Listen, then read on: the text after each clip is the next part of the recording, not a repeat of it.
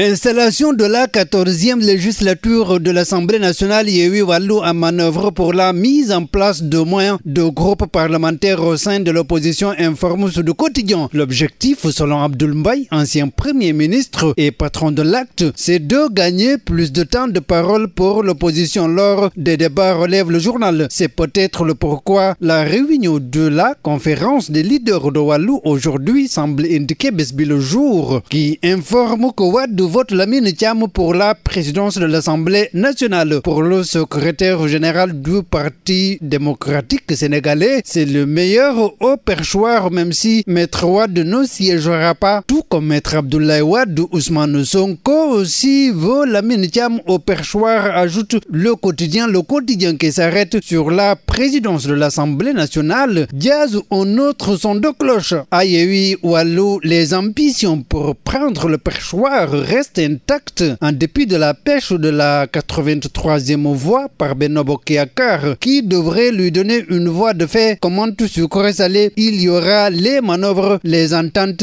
les compromissions et combats d'ici le 12 septembre. En attendant, l'intercoalition doit remettre de l'ordre dans ses rangs, rapporte le quotidien. Sur soi affiche ce que mijote Yewwi Askan Wi pour la constitution de groupes parlementaires. Il a été retenu de créer 3 groupes parlementaires avec à leur tête un membre de PASTEF, du PUR et de Taxawu Dakar, relève le confrère. C'est peut-être parce que les présidents de groupe ont droit à 2 véhicules et au double du salaire d'un simple député, sans compter les dotations en carburant et autres avantages, note le journal. En tous les cas, Walf Quotidien affiche les actes annonciateurs pour la présidentielle de 2024. Malgré la controverse entre sanctions ciblées, omerta et sorties partisanes de ses soutiens, Macky pose des actes annonciateurs d'une participation à la prochaine élection présidentielle, constate Walf Quotidien. Le journal du groupe Walfadjri explique comment le retard dans la formation du gouvernement fait une mauvaise affaire pour l'économie. D'après l'expert Doudou Sidibé, cette attente prolongée de la mise en place du gouvernement et de l'Assemblée nationale peut provoquer un ralentissement de l'économie car, relève le confrère, les investissements ne sont pas rassurés. Justement, investissements en Afrique.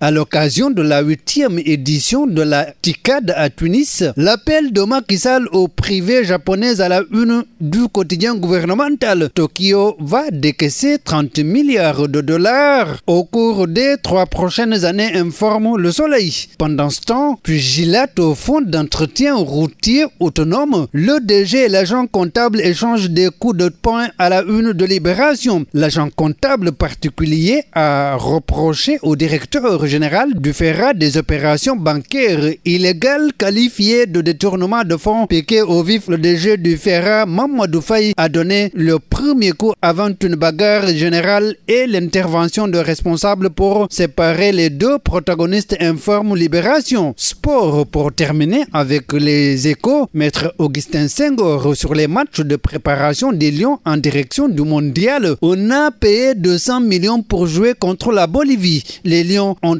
fait de la Coupe du Monde une affaire personnelle comme pour la CAN. Il ne faut pas s'alarmer. Prenez l'exemple de la dernière CAN. Les joueurs comme Nampalis qui ne jouaient pas en club étaient le préféré, rapporte le journal. Et puis stade sur la prestation des Lions en club. Buteur et double passeur décisif. Boulaye Dia impressionne déjà en Italie. Sonolambe, Marabout Zankagoulé, Balagay de tacle Birassène, il n'assume pas son rôle de dirigeant. Bonne lecture.